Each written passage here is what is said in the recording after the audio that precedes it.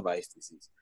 This is probably something that I never had, maybe until about, I can't say off the top of my head, to be honest, maybe 5 to 10 years ago. I'd never heard of this, and I'd practiced orthopedics for some time, but I'd never seen a patient with Mueller Weiss. But over the last maybe 4 or 5 years, I have seen for sure, I've seen over 20 cases of Mueller Weiss. In one clinic alone, I saw about 3 cases. And the registrars wondered if there was an outbreak of the disease.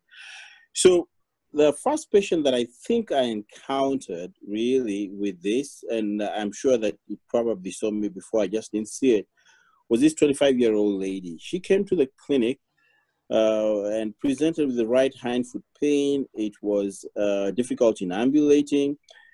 She did not have a specific diagnosis. She had a series of x-rays. I cannot see the x-rays. I've tried to look for them in my archives, but this was a CT scan. Many times as orthopedic surgeons, when we are lost, we send either for a CT scan or we send for an MRI scan. So from this CT scan, I could tell that something is wrong, but I couldn't quite pin it down. I couldn't quite say exactly what was wrong. I could tell that the navicular is obviously wrong here. Something is wrong with the navicular. You can see the navicular has a lot of sclerosis over there, and then it is abnormally shaped, but I couldn't quite tell. But anyway, what they taught me when I was doing my food and fellowship is, look here, if you've got degeneration in the hindfoot joints, one of the best operations really is a triple arthrodesis. It's as predictable as you get. So I knew that this lady had a triple arthrodesis, but I just needed on with the navicular. So anyway, I proceeded to do the triple arthrodesis. Needless to say, the operation did not go too bad. One of the things that I really struggled at this time, if you can look at my picture, you can see that this is the results after a while, and you can see that she has fused. She has completely fused. The subtalar joint is completely fused. The calcaneocubar joint is completely fused. And what is the very little aspect of the talonavicular joint is fused. You can see that is the talar head, and that's the navicular. And you know, the navicular is abnormally shaped. In fact, I had to get screws from the major aspect of the navicular. When you're doing a triple, usually screws, and over here they're passing through the free air or thin air, I don't know what you call it. But I was lucky, I got a fusion. She was very happy, you know. She proceeded well, you know, no major issues. She was finally happy. She could walk now without much problem. Now, in retrospect, when I thought about it, and I said, wow, that I think was Mueller Weiss. That was Mueller Weiss. And obviously, hindsight is usually perfect. I went and I read about it. I said, actually, that was Mueller Weiss. And I did not know I was dealing with it. But thank goodness the operation was successful and the patient was without pain. So number 2, the second case now, I was wiser. And this lady, I don't have a post-op x-rays. I was wiser here. I proceeded to do a triple. This is her seeing me in the clinic after a while. This is her son. The son is very happy. She is very happy. Recently, I contacted her and she sent me pictures. My foot is doing well. That was about 2 years after the surgery. No pain whatsoever. So what in the world is Mueller Weiss? So Mueller Weiss is a condition that was originally described by a gentleman who was an orthopedic surgeon or a surgeon in a place in Germany called Leipzig or something like that. And there was another gentleman and he defined this in 1927. But there was another gentleman who was called Conrad Weiss. Conrad Weiss was actually a protege of Kienbock's. And I think the residents who are reading very hard know that Kienbock's is that condition where you get a vascular necrosis of the lunate. And Conrad did think that Mueller Weiss is very much like Kienbock. And the disease was named after these two people as Mueller Weiss. But like in many other aspects of orthopedics, it had already been described by somebody else in 1925, but it was not popularized at that time. So the first thing I would say is that it is an idiopathic condition. We are still trying to analyze or trying to understand what in the world happens with Mueller-Weiss, but these patients usually present with chronic mid-foot pain. And I have seen this condition in many places. I have seen, I have a foot and ankle practice here in Nairobi, and I also do some work in a mission hospital, Kikuyu Hospital. I have seen this condition in Kikuyu Hospital many times. I probably have come across it in total more than 20 times now. I have seen it in my private clinic.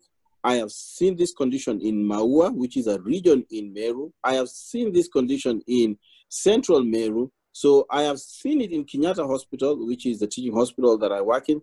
So it is much more prevalent than we think. But obviously, when I did not know about it, it probably saw me, but I didn't see it.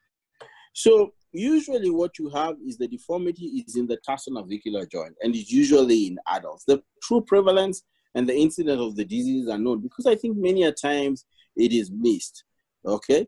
Now, it is different from Collar's disease. Collar's disease is one that you usually get in children. It's a vascular necrosis.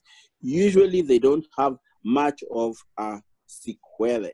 So Mueller-Weiss it can be found in children, but it is completely different from Collar's disease. Usually, the gender that's affected is women, and the age range is 40 to 60-year-olds. So, but though certainly some of my patients that I've operated have been even in their 20s.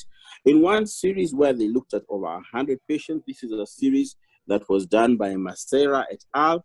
In Spain, Barcelona. Ernesto Macera is a very famous foot and ankle surgeon. He's retired, who was working in Barcelona, and he's actually named after the famous osteotomy, which is a modification of the Weiss osteotomy, known as Macera osteotomy. But he did a lot of work on Mueller-Weiss, and the age range was between 13 and 91 years of age. So what's the pathophysiology? Like I say, there are many theories, about Mueller-Weiss and how it comes about. One of the things that people say is that, it is primary osteonecrosis of the navicula. There's element of traumatic or biomechanical factors. In fact, some of the patients will present with a history of trauma, but most don't. And in orthopedics, sometimes we say that trauma may be a red herring. There's the perinavicular osteoarthritis, some congenital malformation, and some people say that it may even be just a continuation of Collar's disease. But what has been established is that Mueller-Weiss develops usually as a result of delayed ossification of the navicula. Now, when you have delayed ossification of the navicula is one of the keystones, one of the pillars in the medial arch of the foot, the medial column of the foot. And when you have a delayed ossification, then you find that the navicula is not able to withstand the stresses that will develop later when the patient is weight bearing. Now, this delayed ossification can be due to many things. Number one, it can be just due to a nutritional problem. Or number two, it can be due to, patient status, poverty, malnutrition, maybe an insult to the skeletal system due to major disease when the child is very young. And what happens is that for the navicula will not progress to develop normally. And then the second thing that happens is you have abnormal forces. So when these abnormal forces come about, it will affect how the navicula will be shaped. So if the forces affect the whole length of the navicula, then what you get is that it is a relatively short navicula if you look at the sagittal length. However, the shape may not be altered as much. But usually what you find is that there is an even distribution of forces, with more forces on the lateral aspect of the navicula, and therefore it results in a comma shape. So how do these patients present? These patients will present with a vague, long-standing midfoot and hindfoot history. This can be over a long period. In fact, in one series, even over 5 years. It is usually unilateral, and sometimes even in a patient who may have bilateral, I've seen, they just come with one side, which is really painful. One patient asked me, wow, when I told them that this is a problem that you have, and they asked me, so what will happen to my other side? Will it develop the same problem? And I said, look here, I cannot tell at the moment. Many patients will, recall minor trauma, but really trauma is not really causative of this condition. So usually these patients will come with quite a prolonged period of their symptoms.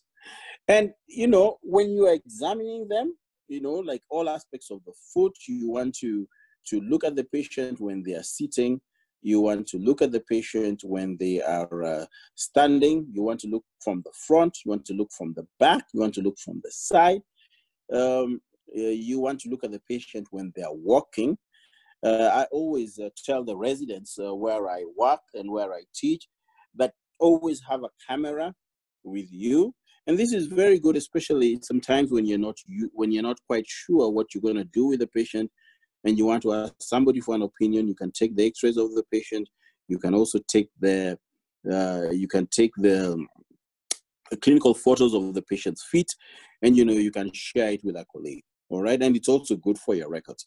So apart from just alignment, you want to see if there's any tenderness. That is important because the foot has so many joints. So you want to ensure that you don't just conclude that because the foot is abnormally shaped in the X-ray, which maybe the patient has showed you before as Mueller Weiss, that is a problem. It could be a totally different problem. And then you want to see the deformity. Now in Mueller Weiss, it's strange how they are because actually it's a paradoxical flat foot. We all know that when a patient has a flat foot, that the hind foot is usually in valgus. However, in Mueller Weiss, the hind foot may actually be in varus, okay? But the foot looks flat. And what makes the foot look flat usually is sometimes the prominence of the navicular. And because the navicular appears to be extruded, medially, or is extruded medially, you find that sometimes the talar plantar flexes, and this may even make the deformity worse. So pes planovarus, which is unusual, usually you have pes planovalgus deformity, is at the advanced stages of Mueller Weiss, and it's a hallmark. So this is a patient who came to see me in the clinic. As you can see, he has got quite severe flat feet. When you look from the front, when you look from the back, it's a bit difficult to appreciate, but you can see that there is slight, one may argue whether they're in varus or not, but you can see that at least they're neutral. They're certainly not in valgus. And you can see its deformity was so severe that, there's very little articulation here between the talus and the navicular. And therefore, the talus is pointing downwards. You have a very short Achilles tendon. And, he could not even walk with a heel strike. So that is a very severe form. Usually, it's not that severe form. Now, this is a patient who came to me. She was from Nyeri, a walking distance was reduced. You can see the deformity can be quite severe. One of the things that I always tell the postgraduates is that whenever you're taking X-ray, you must make sure that your X-rays are taken weight-bearing. Non-weight-bearing X-rays in foot and ankle, certainly in elective foot and ankle surgery, usually does not add much value. Even if you have to seek somebody's opinion, if you're a bit lost, they'll ask you where the weight-bearing X-rays. And it really changes, especially when you're dealing with a flat foot. So you can see how bad the deformity was. Now, a few things will help us in making the diagnosis. And the orthopedic surgeons, we love X-rays and scans. When we see a patient, many times we don't even take the history. We say, where is the X-ray? Always good to take a history, though, okay? Because it may be totally incidental what you're looking at. But this is how it is, okay? You can see the comma-shaped navicular bone, okay, due to collapse of the lateral half. So that is, you can see all these patients, they have a comma-shaped navicular bone. And then there is loss of divergency between the talus and the calcaneal. And this is the fragmentation that usually you will see, when you do. So always make sure that they take for you a weight-bearing AP and a weight-bearing lateral. Okay? Now, this is other x-rays just showing us the same thing.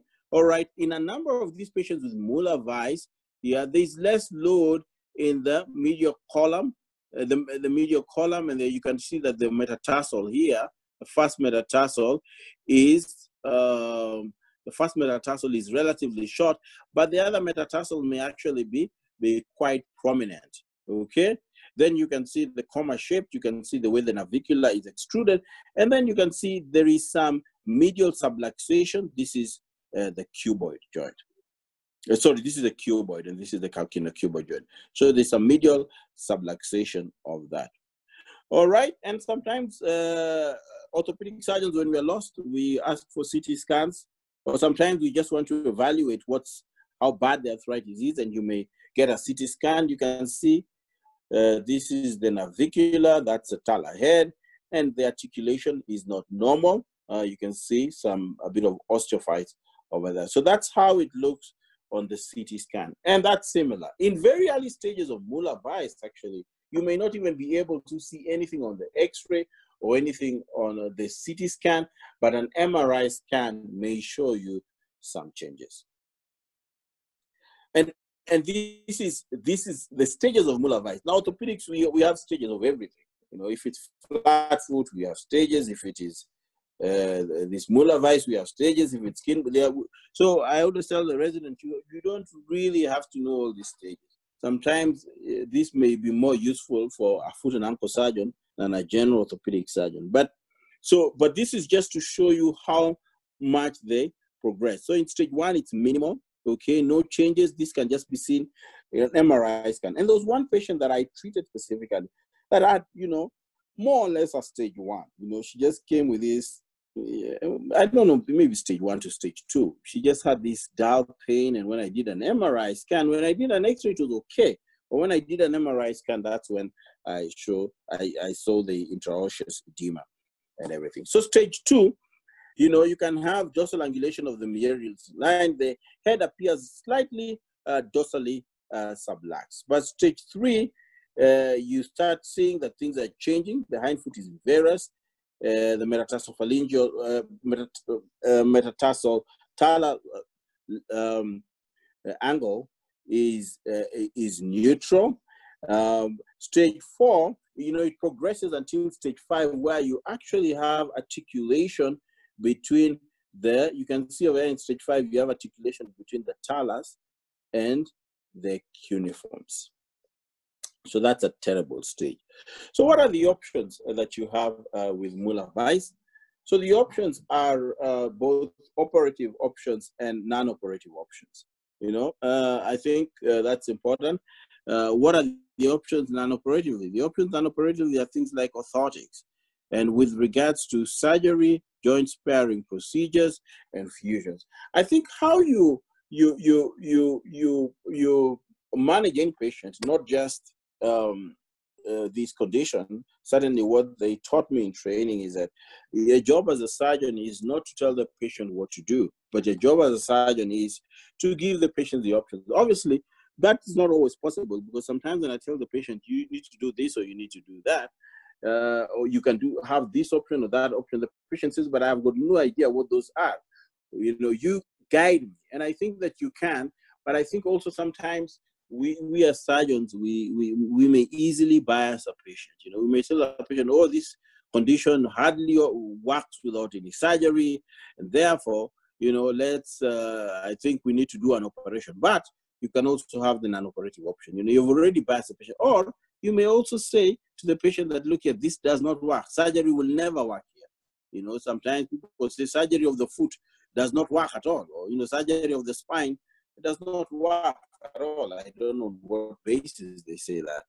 So I think our job is to guide the patient. So, but any orthopedic surgeon wants to try non-operative management if they can, as much as possible. Always remember, painless plantigrade foot, that's what you want. You want to avoid fusions. You know, I think that, and this I tell the residents, that, you know, we operate, we do various operations. I did an ankle fusion with a resident this week, and the operation is good, but you have to avoid fusions if you can.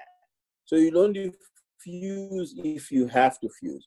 Because one of the problems with fusion is that this patient develop adjacent joint arthritis. So one of the most predictable operations in the foot is a triple arthrodesis loads, and then the patient will develop adjacent joint arthritis with time. And if they develop adjacent joint arthritis with time, you know, you have to fuse the other part, and, you know, you have to be careful, because eventually the patient may, you know, end up walking on a block of wood.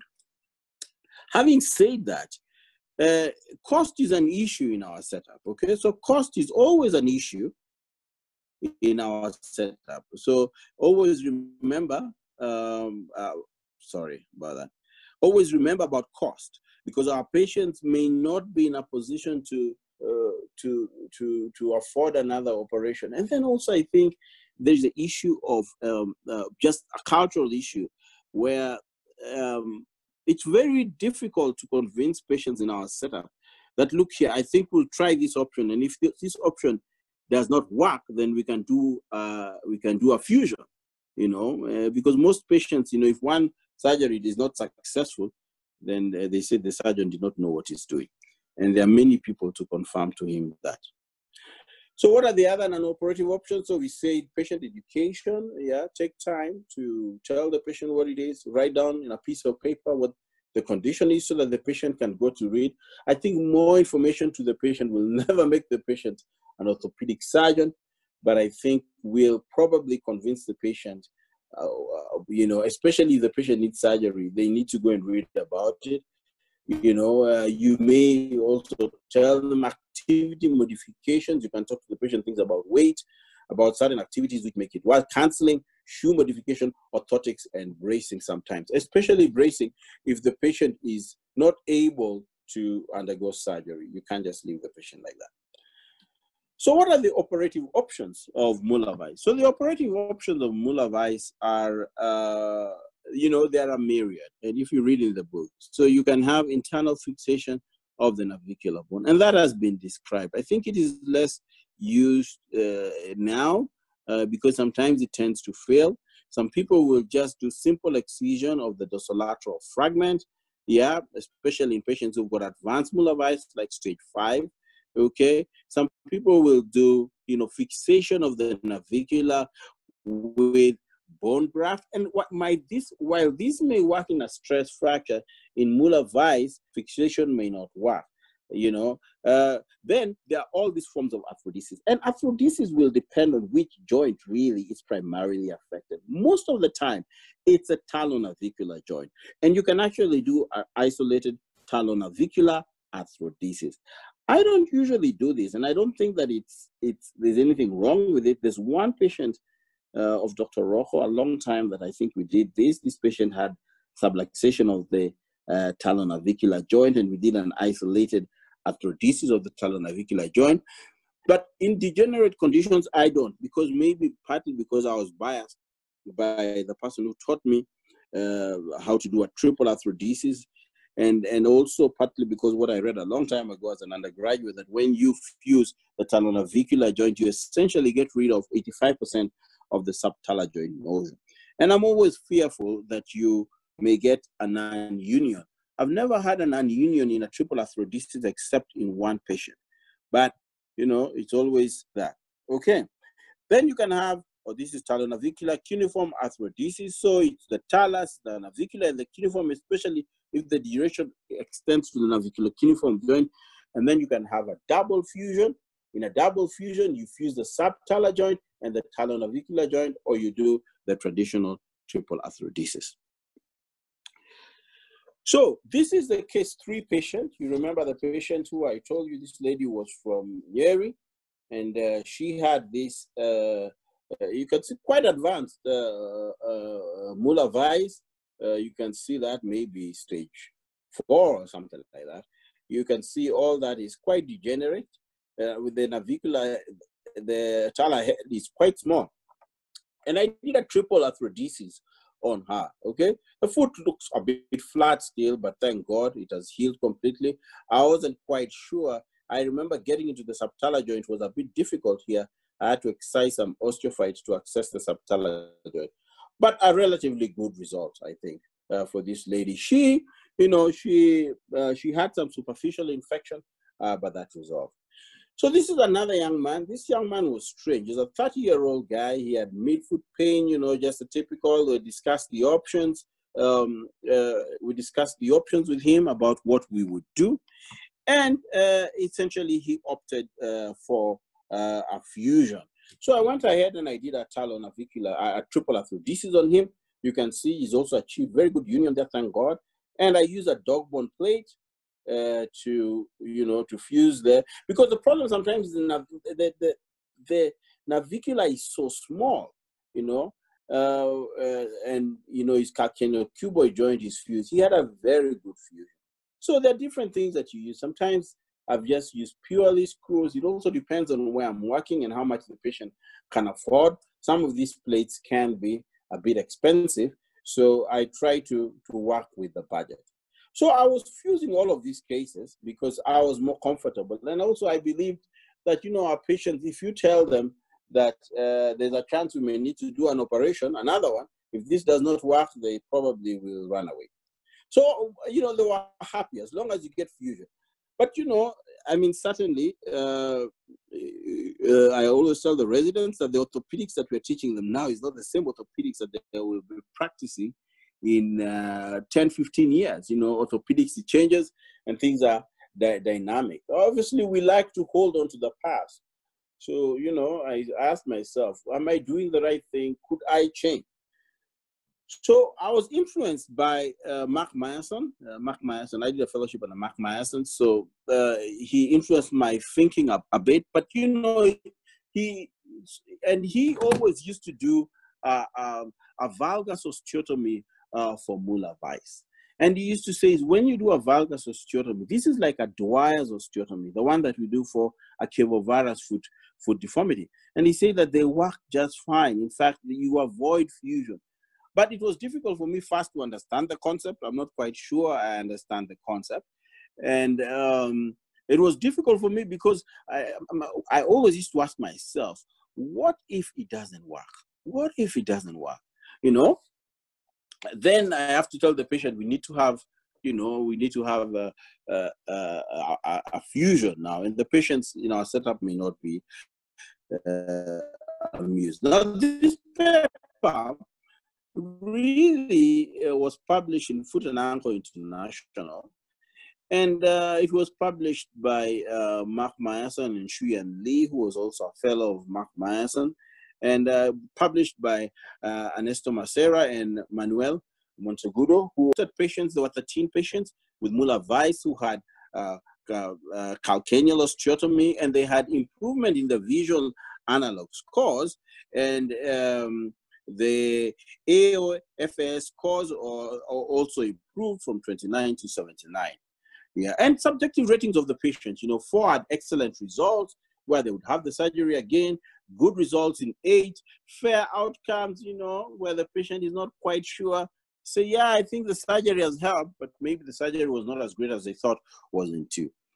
And this is important, that the hindfoot range of motion remained unchanged. And I think that's what we want. We want a patient to have as much range of motion as they could.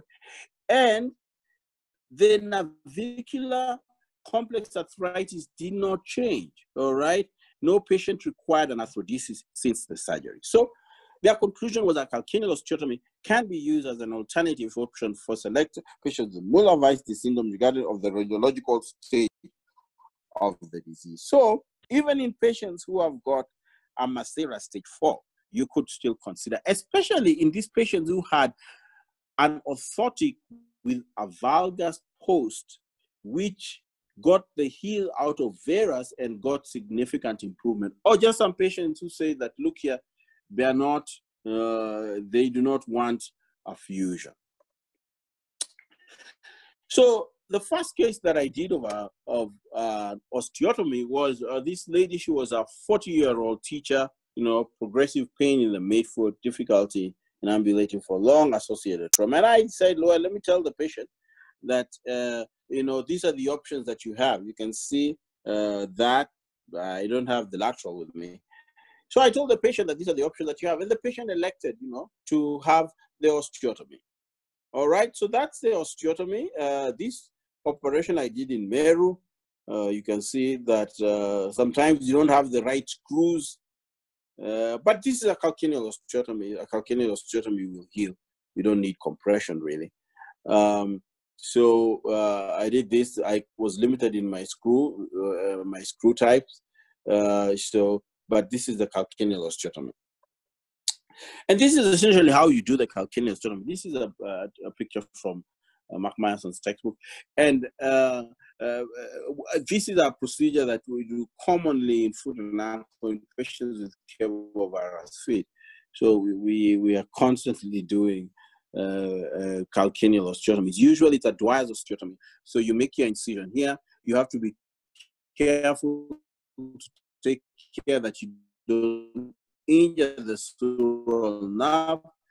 You retract, both ways.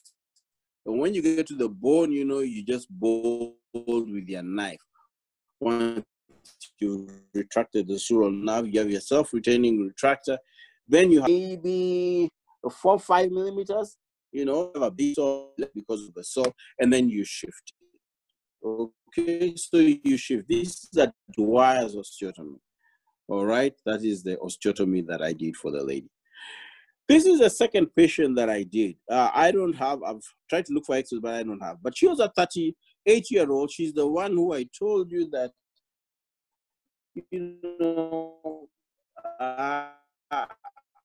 she was probably stage 1, because when I checked her, she was,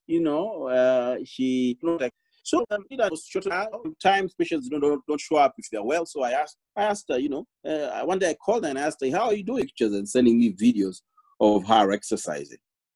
So, she was very happy with the result. This was about 3 or so months after her surgery. In summary, my experience with this has been, to date, I think I've operated on at least 9 patients with Mueller Weiss. I probably have operated on 1 or 2 more, I can't remember.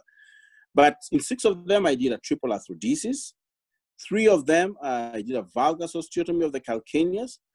The 5 patients who did a triple arthrodesis went to fusion. 1 patient, however, unfortunately developed compartment syndrome after 5 days. She was doing quite well in the ward. She had a very difficult triple. I really struggled to do the operation.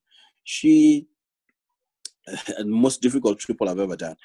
And, she did well. She stayed in the ward for 5 days. No problems at all. Unfortunately, when she was traveling, she developed compartment syndrome and we lost her foot. It was an absolute tragedy. The other patient with osteotomy, 1 excellent results, the other good results. The 3rd patient I spoke to yesterday, actually, just finding out how she's doing. At that time, I would rate that her results were fair. She said that the pain prior to surgery, if I remember, was about 7-8. Now it's about 3-4. So she's about, I think, 2 months out of surgery, and the foot can take a while to get better. So I'm giving her time. So in conclusion, versatility is important. Okay, I think you need to. I think you need to be able, if you're going to tackle this, to use both options. Okay, versatility is important. The other thing is, you really need the right tools, especially if you're doing a triple arthrodesis. You need the right tools to be able to do the triple arthrodesis properly. If you don't have good osteotomes, if you don't have a laminar spreader, if you don't have a pin distractor, really the operation can become very, very difficult, especially when you're tackling the talonavicular joint. Try and spare the joints. I think now I've probably become more bold, and I will give without biasing the patient. You know, in the past I say, well, you know, you have two options. You can either fuse it, or we can do an osteotomy. But I can tell you for sure that the fusion is more predictable. It's the one which I know once we do it, you know. And but we don't explain to the patient that if you do an osteotomy, they'll have more flexibility of their foot. They may never need a fusion, and if you need to do a fusion, you can still do it anyway. So I think that we must try not to bias the patient.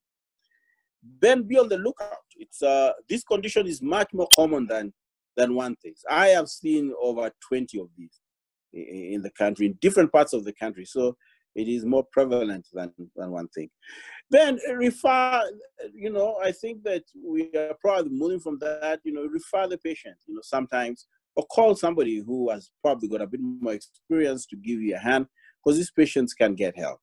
And then be ready to change practice. I don't think that this is just in foot and ankle surgery. You know, suddenly when I trained a long time ago, I was doing all my subacromial decompressions open, but I was forced to learn that doing it arthroscopically. You don't have a choice in orthopedics but to change. You know, even if you get the best training in the world, the orthopedics that you practice today is not going to be the same 15 years down the road. So don't kick against the pricks. You know, just go with the flow and learn the new things if you have to. It's good for you and it's good for your patients.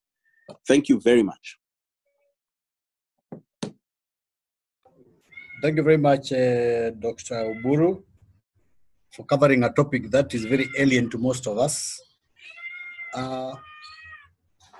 We have some questions on the screen, and I can see McKenna wants to ask a question. Irene, unmute McKenna.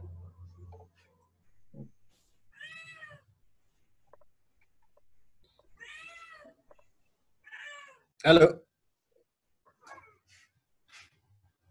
Hi, sorry, I think I may have pressed the screen by mistake. No comment. Thank you so much, Dr. Oburu, for the presentation.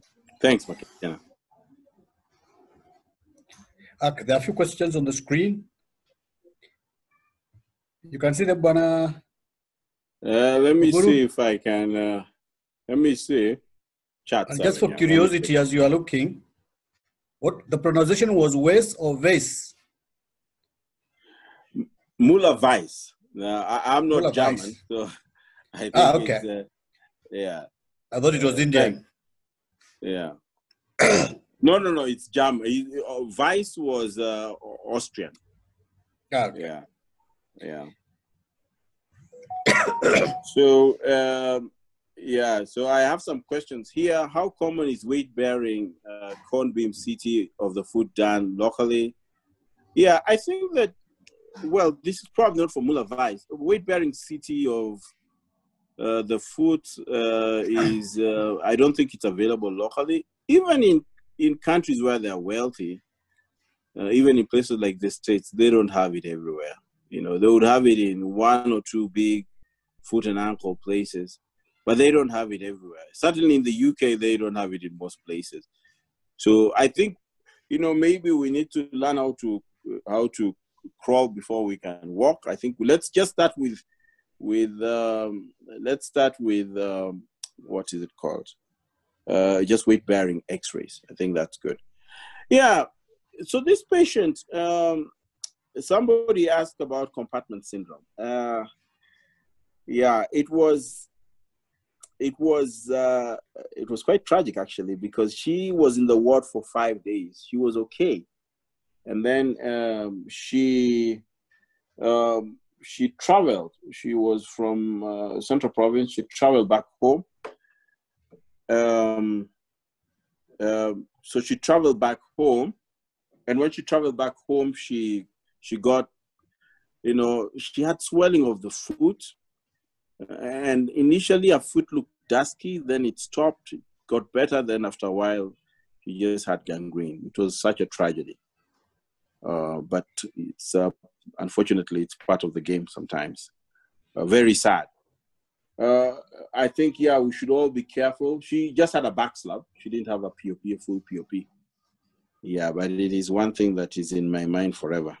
I'll never forget it. Yeah. Okay.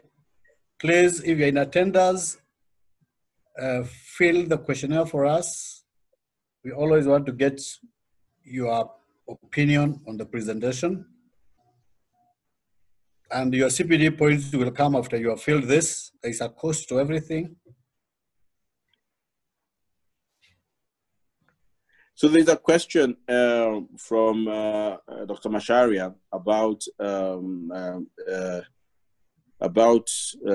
triple arthrodesis. You know, I don't do triple arthrodesis for children. I do some because where I work, I do the foot surgery there, so they expect me to do triple arthrodesis. So I do sometimes in 10, 11, 12, around 12, 13 years of age, but I do in adults. And my experience is adults have good results with triple arthrodesis. That's been my experience. I've done it for Mueller Weiss, I've done it for flat feet, I've done it for cavus feet, and I've done it for some cases of trauma. They tend to have good results with triples. Triple is a relatively predictable operation. Obviously, some are technically more difficult to do, like if you're doing it in a cavus foot or if you're doing it in a flat foot, but they tend to be more, more predictable. Then there is another question about osteotomy leading to pain control. I'm not sure that somebody has given me why would a valgus osteotomy lead to. I think it's got to do with unloading the medial column. That's what I think it is, to be honest. But that's my postulation. I could very well be wrong. Because especially in that study of Meyerson, though it was a retrospective one, they found that people who had responded to conservative management with a valgus post, remember that the foot is flat, but it's in varus, are the ones who benefited. Yes.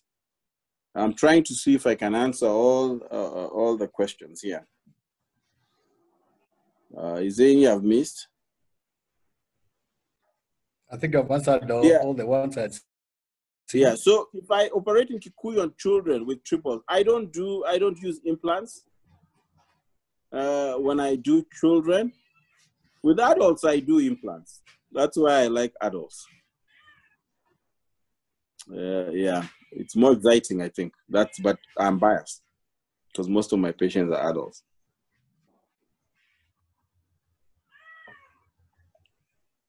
I think I've tackled most of the questions. Okay. And if the condition you are treating is bilateral, do you do the surgery at the same time? So, as a rule in foot surgery, we never do bilateral in adults. In children, it's different, but we don't do because then Dr. Kilonza, the patient will not be able to walk. They'll be confined to a wheelchair because even a triple takes at least 3 months to heal. You know, obviously you change to cast, then you change to a weight-bearing cast. It takes at least more than 3 months to heal. So we don't do bilateral. We only do one side. Then we do the other. And like I said, in Mueller Weiss, the patient may be symptomatic. Suddenly, the lady I operated from Nyeri was symptomatic only on one side. So we only treat what is giving the patient problems. Okay. Thank you very much, Dr. Oburu. I don't think I'm seeing any more questions.